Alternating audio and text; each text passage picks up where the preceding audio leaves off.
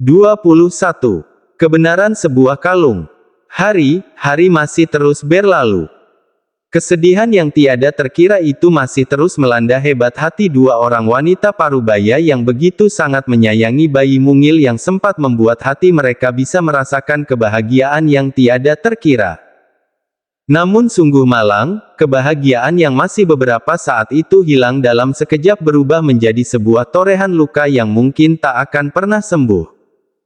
Sosok mungil yang selama ini telah dinantikan kehadirannya, ternyata tak dapat menjadi teman setia bagi para orang tua yang begitu menyayanginya.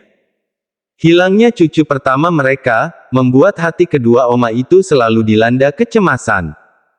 Berbagai pikiran negatif pun selalu menghantui pikirannya. Apakah cucunya disakiti? Apakah cucunya dijual? Atau mungkin entahlah kedua oma itu benar-benar tidak sanggup jika harus memikirkan nasib cucu mereka yang sudah hilang itu. Namun musibah yang sedang terjadi ini, nampaknya tak membuat ibu dari sang bayi ikut merasakan kekhawatiran yang kedua oma itu rasakan. Jikapun harus sedih, maka kesedihannya itu hanyalah sebuah kepura-puraan saja. Cynthia sama sekali tidak begitu memikirkan bagaimana nasib putranya karena ia sudah tahu pasti siapa pelaku di balik penculikan bayinya itu, siapa lagi pelakunya kalau bukan si Kelvin, ayah biologis dari bayinya. Justru Cynthia merasa diuntungkan dari kejadian ini. Ya, Cynthia tidak perlu merasa khawatir jika suatu hari nanti Al akan mengetahui semua kelicikannya. Hanya kepura-puraanlah yang terus dirinya lakukan agar mendapat simpati dari keluarga Georgino itu. Kini wanita yang sudah hampir berusia 24 tahun itu nampak tersenyum melihat sebuah foto di layar ponselnya. Terima kasih ya Kelvin, ternyata kamu ini memanglah bodoh. Bawa saja bayi itu kemanapun kamu mau, aku sama sekali tidak membutuhkannya, sayang sekali ya, kebodohanmu itu sangatlah menguntungkanku. Gumam Cynthia seorang diri dengan senyuman kepuasannya. Jika Cynthia merasa sangat diuntungkan dengan kejadian ini, tentu saja hal ini sangat berbanding terbalik dengan Al. Al yang sudah 5 hari ini mencari informasi tentang keberadaan sang bayi, ternyata masih belum membuahkan hasil. Padahal semua kekuatan telah ia kerahkan, bahkan papanya sendiri Tuan Enrico sudah menggunakan tenaga detektif yang sudah terlatih untuk bisa menemukan siapa pelakunya namun nyatanya masih tak membuahkan hasil. Namun berdasarkan informasi terakhir yang didapat oleh detektif kepercayaannya, orang yang melakukan penculikan itu adalah orang yang sangat ahli dalam mengubah identitas dirinya, sehingga sangat sulit bagi seseorang untuk melacak keberadaannya, karena tidak ditemukannya data yang valid dari orang itu.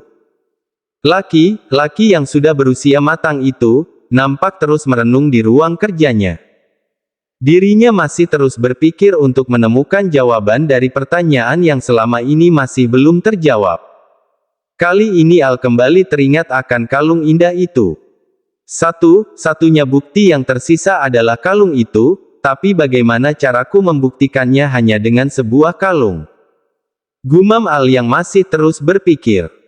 Pria blasteran itu pun mencoba membuka laci mejanya untuk meraih barang yang diinginkannya. Digenggamnya kalung indah nan cantik itu. Al memperhatikan kalung indah itu dengan seksama. Kalung ini terlihat seperti bukan kalung biasa. Gumam Al dengan masih memperhatikan kalung indah itu. Ya, Al memang bukanlah pengusaha perhiasan, tetapi bukan berarti dirinya tidak tahu menahu tentang apa itu perhiasan. Memiliki kebiasaan sering menghadiahi sang mama dengan perhiasan mewah, membuat Al sedikit tahu tentang perhiasan. Sepertinya kalung ini dibuat dari batu permata yang memiliki kualitas sangat tinggi. Bisa dipastikan daya jualnya sangatlah tinggi, bisa mencapai ratusan miliar. Kalau memang benar kalung ini milik Cynthia, dari mana dia memiliki uang sebanyak itu dan membeli kalung ini? Kali ini batin Al yang berbicara. Al masih terus berpikir tentang kalung yang ada. Dalam genggamannya, hingga pikirannya itu teringat akan nama seseorang. Tuan Aditama. Iya dia orangnya, sepertinya aku bisa meminta bantuan pada Tuan Aditama. Gumam Al. Al kali ini seperti memiliki secercah harapan. Mungkin dengan menanyakan kalung yang masih menjadi misteri itu, bisa membantu Al mendapatkan informasi baru. Senyum bahagia kini seolah terpancar menghiasi wajah manis seorang gadis yang baru saja menginjak usia 19 tahun itu. Bagaimana tidak, selama dirinya mengandung, tidak pernah sekalipun ia memeriksakan kandungannya pada dokter. Dan sekarang inilah dirinya baru dapat memeriksakan kandungannya di rumah sakit terdekat. Terlihat dokter sedang memeriksa perut Adinda dengan stetoskopnya. Kondisi kedua janin baik, detak jantung keduanya juga normal, seru dokter wanita itu. Alhamdulillah, seru Adinda dan Vita bersamaan. Dok, kalau ingin tahu jenis kelaminnya bisa tidak dok? Tanya Vita pada sang dokter. Tentu bisa, baiklah kalau begitu saya akan mencoba memeriksanya. Sahut dokter itu dengan beralih pada alat pemeriksaan yang lain.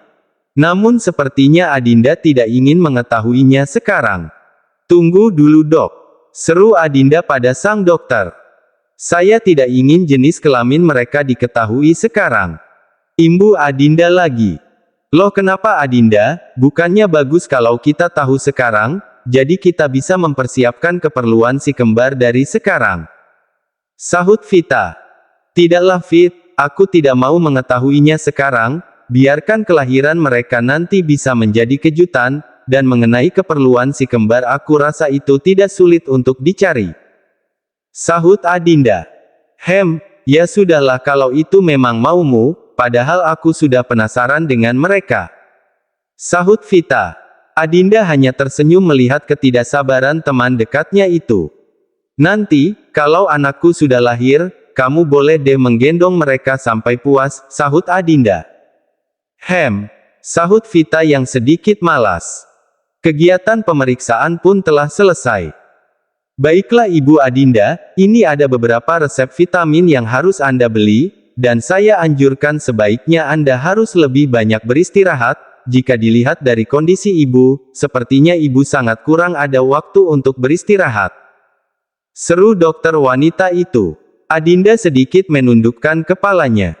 Ya, yang dikatakan oleh dokter wanita itu memanglah benar, dirinya memang sangat kurang ada waktu untuk beristirahat, bagaimana mau beristirahat, ia harus terus bekerja untuk mendapatkan uang. Sedangkan Vita yang menyaksikan temannya hanya diam, menjadi merasa iba. Untung saja kondisi kedua janin Ibu Adinda begitu kuat, padahal jika kondisi mereka lemah bisa saja terjadi keguguran ibu, jadi saya benar-benar sangat berpesan pada Ibu Adinda, untuk tidak melakukan aktivitas berat hingga menjelang hari melahirkan nanti. Seru dokter itu lagi. Baiklah dok, kalau soal itu saya yang akan selalu mengingatkan teman saya ini. Sahut Vita. Baiklah saya rasa hanya yang perlu Ibu Adinda jalani saat ini. Ucap sang dokter. Baik dok terima kasih. Sahut mereka berdua. Dan untuk biaya pemeriksaan, silakan ibu mengurusnya di bagian administrasi. Imbu sang dokter lagi. Baik dok terima kasih, kalau begitu kami permisi dulu. Sahut Vita. Dan mereka berdua pun keluar dari ruangan pemeriksaan itu. Tangisan di pagi hari. 1 minggu sudah berlalu, pencarian akan di mana keberadaan sang tuan muda masih terus dilakukan, namun hasilnya tetaplah sama tidak membuahkan hasil. Tangis kesedihan pun masih belum larut dari wanita perusahaan baya itu. Harapan agar sang cucu bisa ditemukan sangat dinantikan. Namun sepertinya, penantian hanyalah tinggal penantian. Bahkan sampai sekarang ini pun masih belum ada titik terang di mana cucunya itu berada. Ma, sudahlah Mama jangan menangis terus. Seru Enrico yang merasa tak tega melihat kondisi istrinya.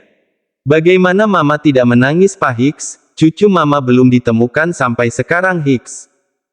Sahut Devina dengan sesenggukan. Tenanglah Ma, semua orang kepercayaan Papa sampai saat ini masih terus mencari penculik itu, dan Papa yakin cucu kita dalam keadaan baik-baik saja.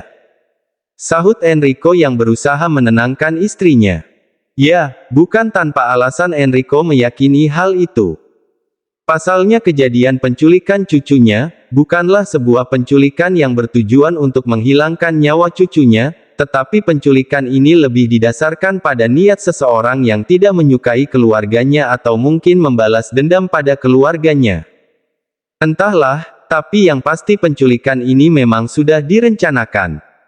Tapi Enrico masih ada satu pertanyaan dalam benaknya. Jika memang benar tujuan dari penculikan cucunya ini untuk membalas dendam pada keluarganya, tapi kenapa sampai sekarang masih belum ada teror ataupun ancaman? Apa? Papa bilang cucu kita baik-baik saja, bagaimana bisa Papa bisa seyakin itu? Bagaimana jika penculik itu menyakiti cucu Mama Pak Hicks? Sahut Devina yang merasa tak terima dengan ucapan suaminya. Enrico menghela nafasnya dengan dalam. Mengatakan pada istrinya tentang konspirasi ini sangatlah tidak mungkin, karena hal itu akan percuma saja, istrinya juga tidak akan mengerti. Papa ini sebenarnya sayang tidak sih dengan cucu Papa Hicks? Ujar Devina lagi. Ma, tentu Papa sayang dengan cucu kita, tapi masalahnya kita semudah membalikkan telapak tangan dalam menyelesaikan masalah ini Ma. Sahut Enrico pada istrinya yang masih sesenggukan. Jadi Papa mohon, tenangkanlah diri Mama, Papa tidak sanggup kalau harus melihat seperti Ma, percayalah cepat atau lambat, kita pasti akan menemukan cucu kita. Seru Enrico pada akhirnya, dan kemudian merengkuh tubuh istrinya itu ke dalam pelukannya. Pagi hari ini, Al akan memulai aktivitasnya kembali di kantor. Meski masalah yang dialaminya masih belum ada titik terang dalam penyelesaiannya, namun ia juga sadar, perusahaannya sangatlah membutuhkan peranannya, terlebih sudah seminggu lebih dirinya tidak hadir, pastilah akan membuat semua karyawannya menjadi sedikit kelimpungan. Menyadari sudah lebih dari seminggu ini sikap Al kembali dingin, tentu saja hal itu membuat Cynthia harus melanjutkan sandiwaranya lagi. Dan benar saja di waktu pagi ini, Cynthia sedang berusaha memainkan perannya. Al yang memang memiliki kebiasaan sarapan di rumah, sengaja dimanfaatkan oleh Cynthia agar dirinya bisa lagi menarik perhatian Al. Mas, sini piringnya biar aku mengambil nasi dan lauknya. Seru Cynthia dengan nada selembut mungkin. Tidak usah, aku bisa mengambilnya sendiri. Sahut Al dingin. Tidak apa Mas, kemarikan piringnya, biar aku yang mengambil apa yang ingin Mas makan. Sahut Cynthia lagi dengan meraih piring Al. Kamu ini mengerti perkataanku atau tidak sih? Aku mengatakan tidak ya tidak. Sahut Al yang sudah mulai kesal. Tanpa disadari oleh mereka, Bu Nadia yang sudah berdiri tidak terlalu jauh dari posisi mereka berada, telah menyaksikan semua pemandangan di pagi hari yang terlihat kurang mengenakan itu. Ada apa dengan mereka? Apa mereka sedang bertengkar? Batin Bu Nadia. Tidak ada suara apapun di meja makan besar itu. Hanya ada dentingan suara sendok dan garpu saja. Al sama sekali tidak menghiraukan keberadaan Cynthia di dekatnya. Ia hanya fokus ingin segera menyelesaikan sarapan paginya itu. Sekitar hampir 15 menit lamanya, barulah Al selesai dari aktivitas sarapannya. Dan sejurus dengan waktu itu pula, tiba-tiba saja Al dikejutkan dengan kedatangan Andrew. Mengapa asistennya begitu sangat pagi sampai ke rumahnya? Apakah pagi ini ada urusan yang sangat penting? Selamat pagi Tuan. Sapa Andrew. Pagi, ada apa? Sahut Al. Begini Tuan, seperti janji Tuan Hardy di minggu kemarin, jika beliau akan menemui Tuan Al di minggu ini, tapi masalahnya sekarang, Tuan Hardy sudah ada di kantor semenjak pukul 5.30 pagi tadi Tuan. Ucap Andrew pada akhirnya. Apa? Sahut Al yang merasa sangat terkejut. Tanpa bertanya lagi, Al pun langsung bergegas dan menyaut tas laptopnya. Kini tiga pria itu tengah berada di ruangan tamu di kantor Al. Maafkan saya Aditama, sudah membuat Anda menunggu. Seru Al yang merasa tak enak hati. Oh tidak mengapa Tuan Al, Anda sama sekali tidak bersalah, sayalah di sini yang datangnya terlalu pagi, sahut Hardy dengan sedikit tersenyum. Tuan Aditama, saya sudah menerima tawaran kontrak kerjasama yang sudah Anda ajukan pada saya Tuan. Sahut Al langsung pada intinya. Oh, terima kasih banyak Tuan Al, suatu kehormatan bagi saya bisa bekerja sama dengan CEO hebat seperti Tuan. Sahut Hardy. Andrew, kemarikan berkas penerimaan kontrak kerjasamanya. Perintah Al. Ini Tuan. Sahut Andrew, dengan menyerahkan berkas penting itu. Dan Al pun menyerahkan berkas kontrak kerjasama itu pada Hardy. Ini Tuan Aditama, saya sudah menandatangani persetujuan kontrak kerjasama kita, semoga dari kerjasama ini dapat memberikan keuntungan yang besar untuk perusahaan kita. Sahut Al dengan mengulurkan tangannya. Terima kasih Tuan, semoga saja. Sahut Hardy dengan menyaut uluran tangan dari Al. Mereka bertiga pun saling berbincang, bincang ringan dan menikmati pertemuan mereka yang begitu menyenangkan ini. 2 minggu lagi, tepatnya di pertengahan bulan saya akan melaunching sebuah model kalung terbaru Tuan, saya sudah mendesain dengan model yang indah namun unik, dan bisa dipastikan kalung itu akan memiliki daya jual yang sangat tinggi jika dipasarkan. Ujar Henry, setelah cukup lama dirinya berbincang-bincang ringan. Mendengar kata kalung, Al menjadi teringat akan kalung cantik yang masih menjadi tanda tanya bagi dirinya. Sebentar Tuan Aditama, saya ingin menunjukkan sesuatu pada Anda. Sahut Al. Dan tanpa berlama-lama Al pun langsung mengambil kalung cantik itu dari balik saku jasnya. Ini Tuan, saya ingin memperlihatkan kalung ini pada Anda, kalau dilihat dari bahannya sepertinya kalung ini memiliki bahan yang sangat langka, karena saya belum pernah melihat batu permata yang begitu indah seperti ini pada perhiasan dengan model apapun. Menurut Anda bagaimana Tuan, apakah orang biasa bisa memiliki kalung mewah seperti ini Tuan? Tanya Al panjang lebar. Dek. Tubuh Hardy mendadak menjadi kaku seolah berubah menjadi sebuah patung. Deru nafas yang awalnya normal, tiba-tiba saja terasa terhenti. Hardy menatap tak percaya dengan apa yang ada di depan matanya sekarang. Kalung itu adalah kalung milik Adinda keponakan kesayangannya. Tuan Aditama, menurut Anda bagaimana dengan kalung ini? Tanya Al lagi. Tuan, bagaimana kalung itu bisa bersama Tuan? Tanya Hardy dengan tatapan yang masih belum berkedip sama sekali.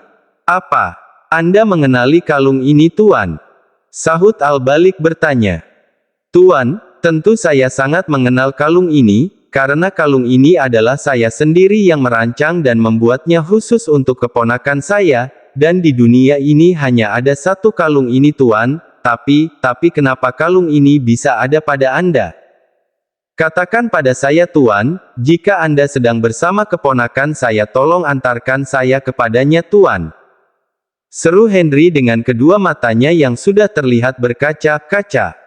Mendengar penuturan dari Tuan Aditama, tiba-tiba saja membuat dada Al terasa bergemuruh hebat.